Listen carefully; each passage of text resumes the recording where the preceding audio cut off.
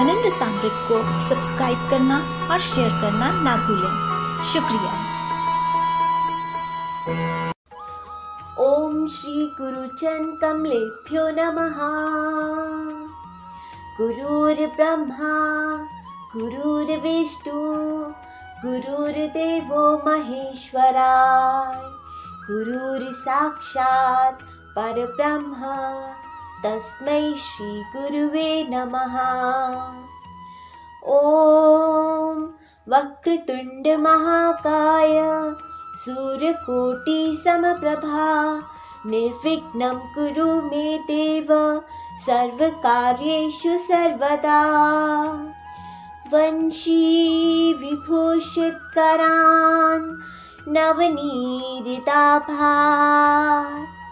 पीताम्बरा तरुणबिम्बफला धरुष्टात्, पूर्णेन्दु सुन्दरमुखार् विन्दनेत्रात्, कृष्णात् परं किमपि तत्त्वम् अहं न जाने। कृष्ण त्वदीय पदपङ्कज पंचरान्ते, अद्यैव मे विशतु मानस राजहंस। प्राणः प्रयाण समय कफपात वित्ते, कंठवरोधन विधौ स्मरणं कुतस्ते। हरे कृष्ण कृष्ण कृष्ण हरे हरे, हरे राम राम राम हरे हरे। श्री राधिकाय नमः। ओम हनुमन्ते नमो नमः। आइए कुछ देर के लिए चित्त को एकाग्र करने के लिए भगवान के नाम का कीर्तन करें। जादू भरी अखियाँ है मंद मुस्कानियाँ, जादू भरी अखियाँ है मंद मुस्कानियाँ, रस भरी बंसी कर में रास रचैया। या को देखे मोड़ मोड़ सखी जन, सखी मांगे जाके चरण शरण। हो मेरो बाके बिहारी सजन। टेढ़ो बदन जाको टेढ़ो चलन, टेढ़ो बदन जाको टेढ़ो चलन। मेरो बाके बिहारी सजन। प्यारो हरिदास दुलारो मेरो अति प्यारो है, प्यारो हरिदास दुलारो राधिका को प्यारो है। चित चोर गोपियों को ब्रज उजियारो है, चित चोर गोपियों को ब्रज उजियारो है। सखी धोए रोए रोए चरण, हो सखी मांगे जाके चरण शरण। हो मेरो बाके बिहारी सजन। टेढ़ो बदन जाको टेढ़ो चलन, टेढ़ो बदन जाको टेढ़ो चलन। मेरो बाके बिहारी सजन, मेरो बाके बिहारी सजन। मेरो बांके बिहारी सजन। तो आज से हम श्रीमद् भागवत पुराण जी के दूसरे स्कंद में प्रवेश कर रहे हैं। दूसरे स्कंद को भगवान जी के घुटनों की तुलना दी गई है। इस स्कंद में 10 अध्याय हैं, जिनमें शुकदेव परीक्षित जी को भगवान के ध्यान और धारणा और मुक्ति की प्राप्ति का विवरण करते हैं। कौन से मनोरथ के लिए कौन से देवता की पूजा करनी चाहिए, यह बताया गया है। सृष्टि का वर्णन, भगवान के विराट स्वरूप और उनकी विभूतियों का वर्णन, भगवान की लीला अवतारों का वर्णन इन शॉर्ट में कहा गया है। चतुश्लोकी भागवत और भगवत पुरुषों के 10 लक्षणों के बारे में बताया गया है। तो ये स्कंद भी बहुत ही रसमय है। तो आइए इस स्कंद में प्रवेश करते हैं। द्वितीय स्कंदः अथ प्रथमो अध्यायः। पिछले वीडियो में हमने श्रवण किया था कि परीक्षित जी को क्षमिक ऋषि के पुत्र ने 7वें दिन तक्षक दंश का श्राप दिया, जिससे परीक्षित जी को संसार में वैराग्य हो गया और सब कुछ त्याग कर वो गंगा जी के किनारे ऋषियों से अपनी आयु के बचे 7 दिनों में उन्हें क्या करना चाहिए ये पूछने लगे। तभी वहाँ श्री शुकदेव जी प्रकट हुए और परीक्षित जी के प्रश्नों के उत्तर देने के लिए विराजमान हुए।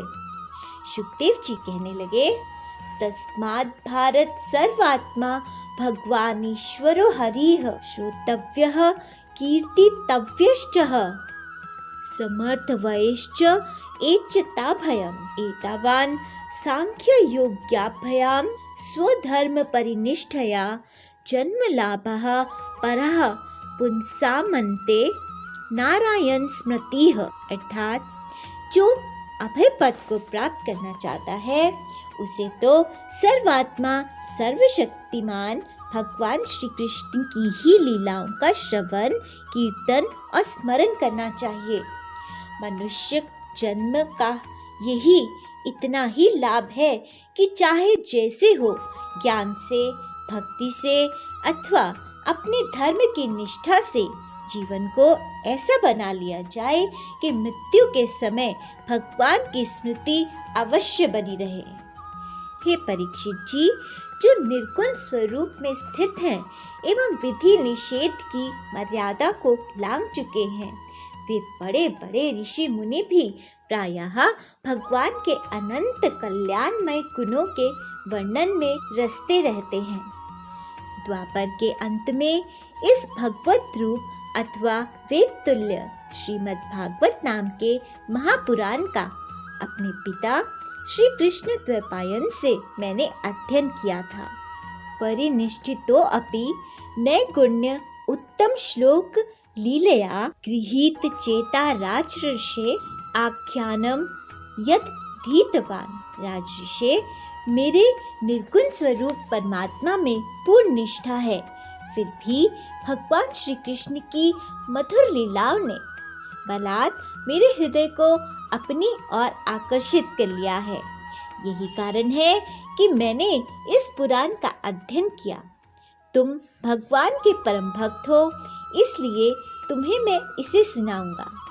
जो इसके प्रति श्रद्धा रखते हैं, उनकी शुद्ध चित्त वृत्ति भगवान श्री कृष्ण के चरणों में अनन्य प्रेम के साथ बहुत शीघ्र लग जाती है। परीक्षित, अभी तो तुम्हारे जीवन की अवधि के 7 दिन बचे हैं। इस बीच में ही तुम अपने परम कल्याण के लिए जो कुछ करना चाहते हो, करना चाहिए, सब कर लो। देखिए, यहाँ एक विशेष बात है। शुकदेव जी जानते हैं कि डायरेक्टली अगर परीक्षित जी को ध्यान धारणा करने बिठा दिया तो हो सकता है चंचल मन टिके ना। इसलिए शुकदेव जी पहले परीक्षित जी को भागवत सुना रहे हैं, जिससे भगवान की प्यारी प्यारी लीलाओं से मोहित होकर हृदय आसानी से संसार से छूट सके और सांवरे के ध्यान धारणा में लग सके। लेकिन उससे पहले शुकदेव जी बता रहे हैं कि यदि लगे कि मृत्यु पास ही है तो हमें क्या करना चाहिए। मृत्यु का समय आने पर मनुष्य घबराए नहीं। उसे चाहिए कि वह वैराग्य के शस्त्र से शरीर और उससे संबंध रखने वालों के प्रति ममता को काट डाले। गृहात् प्रव्रजितो धीरः पुण्य तीर्थ जलाप्लुतः शुचो विविक्त आसीनो विधिवत कल्पितासने। धैर्य के साथ घर से निकलकर पवित्र तीर्थ के जल में स्नान करे और पवित्र तथा एकांत स्थान में विधि पूर्वक आसन लगाकर बैठ जाए। तत्पश्चात परम पवित्र अ, उ, म इन 3 मात्राओं से युक्त प्रणव का मन ही मन जाप करे। प्राणवायु को वश में करके मन का दमन करे और एक क्षण के लिए भी प्रणव को न भूले।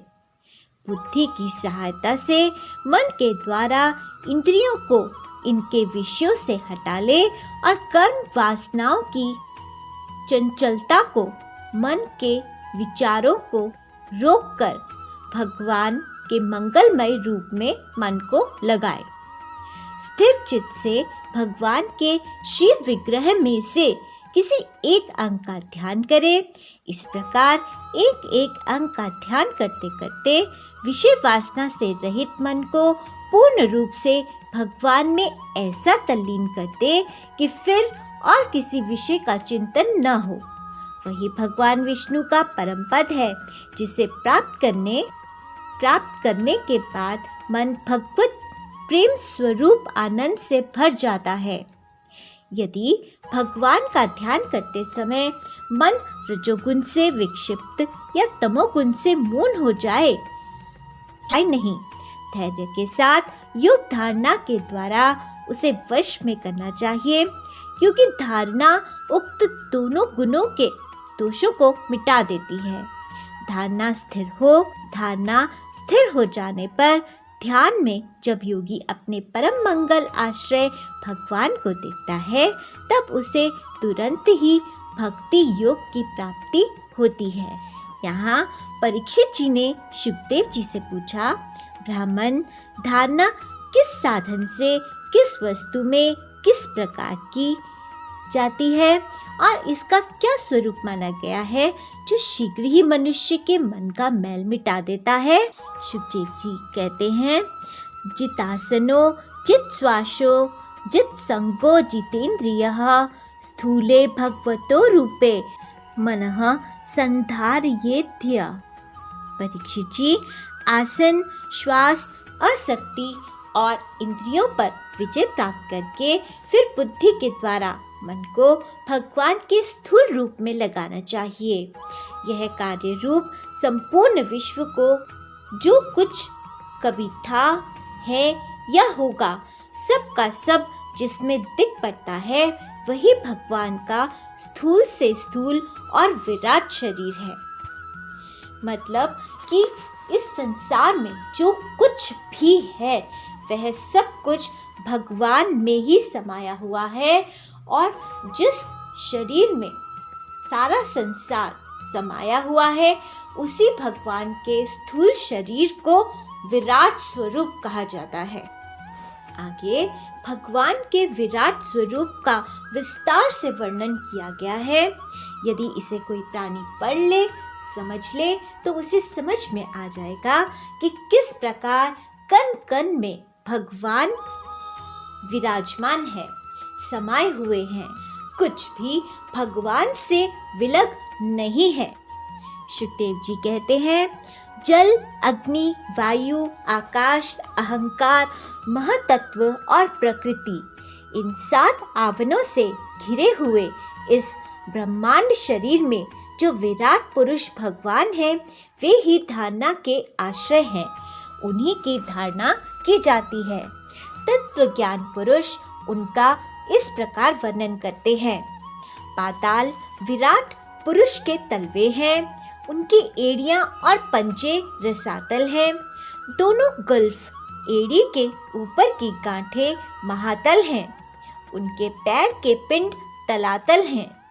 विश्वमूर्ति भगवान के दोनों घुटने सुतल हैं, जांघें वितल हैं और अतल हैं, पेड़ू भूतल है और परीक्षित उनके नाभि रूप सरोवर को ही आकाश कहते हैं। आदि पुरुष परमात्मा की छाती को स्वर्ग लोक, गले को महरलोक, मुख को जनलोक और ललाट को तपोलोक कहते हैं। उन सहस्त्र सिर वाले भगवान का मस्तक समूह ही सत्यलोक है। इंद्रादि देवता उनकी भुजाएं हैं, दिशाएं कान और शब्द श्रवणेंद्रियां हैं। दोनों अश्वनी कुमार उनकी नासिका के छिद्र हैं, गंध घ्राणेंद्रियां हैं और धधकती हुई आग उनका मुख है। भगवान विष्णु के नेत्र अंतरिक्ष हैं, उनमें देखने की शक्ति सूर्य है। दोनों पलकें रात और दिन है। उनका भू विलास ब्रह्मलोक है। तालु जल है और जीवा रस है। वेदों को भगवान का ब्रह्मरंध्र कहते हैं और यम को दाढ़ें। सब प्रकार के स्नेह दांत हैं और उनकी जगमोहिनी माया को ही उनकी मुस्कान कहते हैं। यह अनंत सृष्टि उसी माया का कटाक्ष विक्षेप है। लज्जा ऊपर का होठ और लोभ नीचे का होठ है। धर्म स्तन और अधर्म पीठ है। प्रजापति उनके मूत्रेंद्रियां हैं। मित्रा वरुण अंडकोश है। समुद्र कोख है और बड़े बड़े पर्वत उनकी हड्डियां हैं। राजन, विश्वमूर्ति विराट पुरुष की नाड़ियां नदियां हैं। वृक्ष रोम है। परम प्रबल वायु श्वास है। काल उनकी चाल है और गुणों का चक्कर चलाते रहना ही उनका कर्म है। परीक्षित, बादलों को उनके केश मानते हैं। संध्या उन अनंत का वस्त्र है।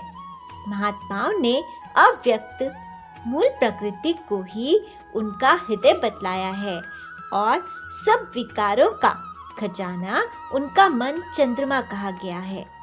महातत्व को सर्वात्मा भगवान का चित्त कहते हैं और रुद्र उनके अहंकार कहे गए हैं।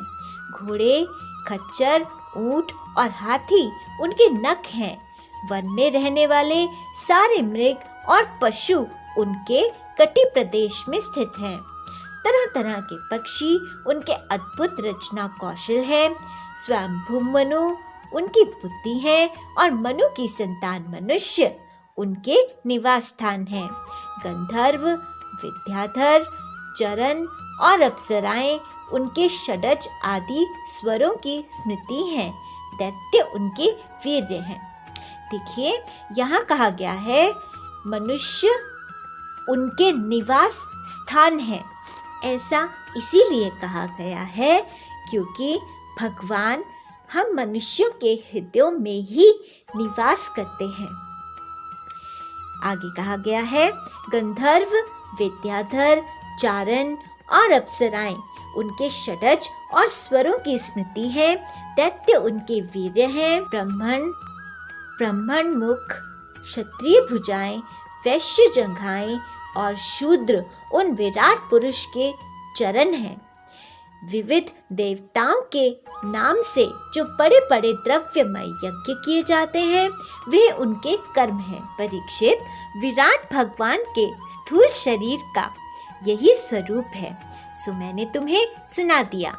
इसी में मुमुक्षु पुरुष बुद्धि के द्वारा मन को स्थिर करते हैं क्योंकि इससे भिन्न और कोई वस्तु नहीं है। जैसे स्वप्न देखने वाला स्वप्न अवस्था में अपने आप को ही विविध पदार्थों के रूप में देखता है, वैसे ही सबकी बुद्धि वृत्तियों के द्वारा सब कुछ अनुभव करने वाला सर्व अंतर्यामी परमात्मा भी एक ही है।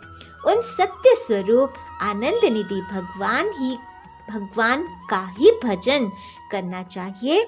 अन्य किसी भी वस्तु में आसक्ति करनी नहीं चाहिए क्योंकि यह आसक्ति जीव के अधःपतन का हेतु है। तो इस प्रकार सुखदेव जी ने परीक्षित जी को बताया कि मृत्यु आने पर सब कुछ त्याग कर, सब कुछ छोड़कर सिर्फ एक भगवान के ध्यान धारणा में ही लग जाना चाहिए और ध्यान धारणा करने योग्य सिर्फ और सिर्फ भगवान है। और एक बड़ी ही प्यारी जो बात उन्होंने बताई वो ये कि हम मनुष्य भगवान के निवास स्थान हैं, यानी हम मनुष्यों का हृदय भगवान का निवास स्थान है। हमारे हृदय में वो रहते हैं और दूसरा ब्राह्मण उनके मुख हैं। इसीलिए तो सभी ब्राह्मणों के मुखारविंद से हमें भगवान की ही स्तुति, भगवान की ही लीला श्रवण का आनंद प्राप्त होता है। तो आज के लिए इतना ही। कल सुखदेव जी परीक्षित जी को बताएंगे कि भगवान का ध्यान किस प्रकार करना चाहिए और किन किन मनोरथों की पूर्ति के लिए किन किन भगवानों का या देवताओं का स्मरण करना चाहिए, पूजन करना चाहिए। तो तब तक आप नाम जाप करते रहिए। हरिओम नमो भगवते वासुदेवाय, हरिओम नमो भगवते वासुदेवाय, हरिओम नमो भगवते वासुदेवाय। जय बिहारी जी की। कृपया मनन रसामृत को सब्सक्राइब करना और शेयर करना ना भूलें। शुक्रिया।